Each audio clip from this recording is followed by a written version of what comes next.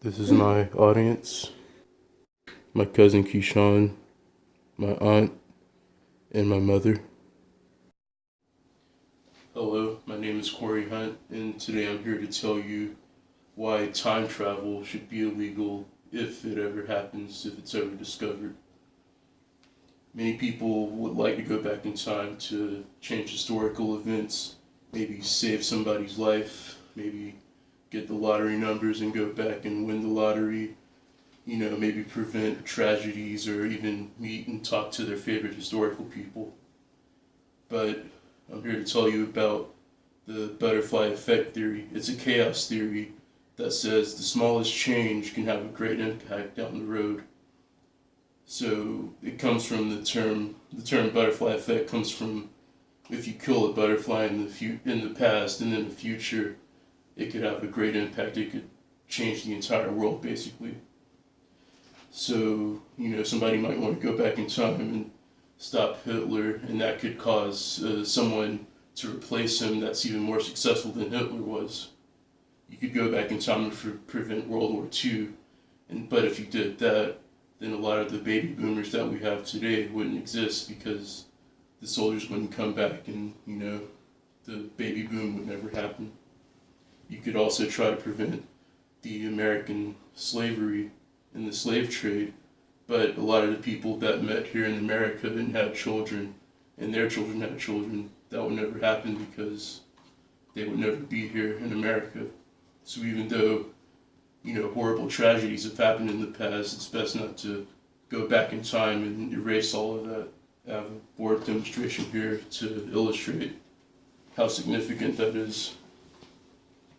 This dot represents you.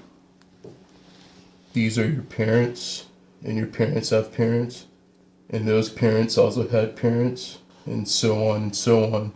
And I could keep going and going, and you end up with hundreds of billions of people throughout the past. And if you go back in time and just mess with one of these people, the time of conception would be thrown off.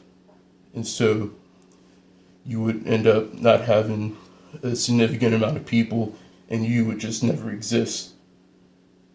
So even if it's an insignificant event, going back to the butterfly effect, you would erase your own existence essentially. So it's really just a bad idea.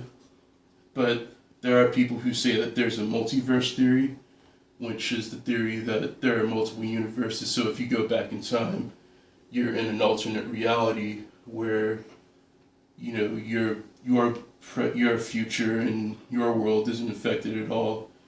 But that's also dangerous because you could end up meeting dangerous people and things like that. There's people who say that we could have a lot more resources. We could meet amazing people, have different technologies because of the time progression in alternate realities. Maybe their science is more advanced. They have cures for cancer and all that stuff. But the multiverse could be dangerous because we could end up with dangerous creatures that have evolved in those realities, but not in our reality. So we're not used to them. We don't know how to deal with them. Basically,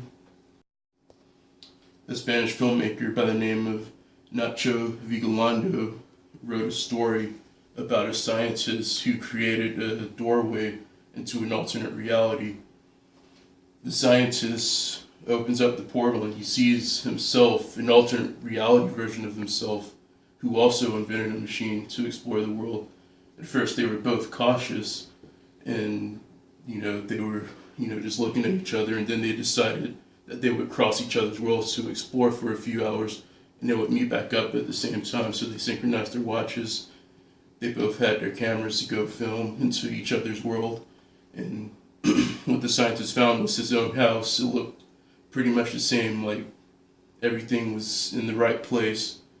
But when he looked at the pictures on his wall and where he had a picture of Jesus Christ on his wall, there was instead a picture of a man in a suit.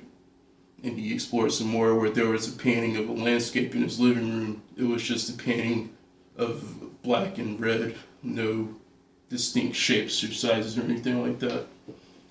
And he ventures outside and he sees tall buildings with neon lights and upside down crosses. And then he eventually came to realize that he was in an alternate reality where people worship the Antichrist instead of Jesus Christ. And then that's when he realized that he left his alternate reality self in his home. And that's where the story ends.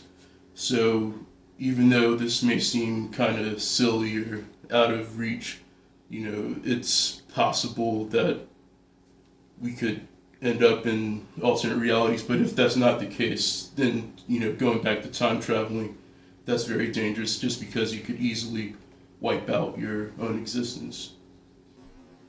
So, if time travel is ever invented or discovered in our lifetime, you should contact your local representatives, tell them about the consequences of time travel and how damaging it can be. Tell your children and grandchildren how dangerous it is, just in case it happens in their lifetime. Even with the best intentions, even the smallest alteration could be very harmful the further back in time you go. Just say no to time travel.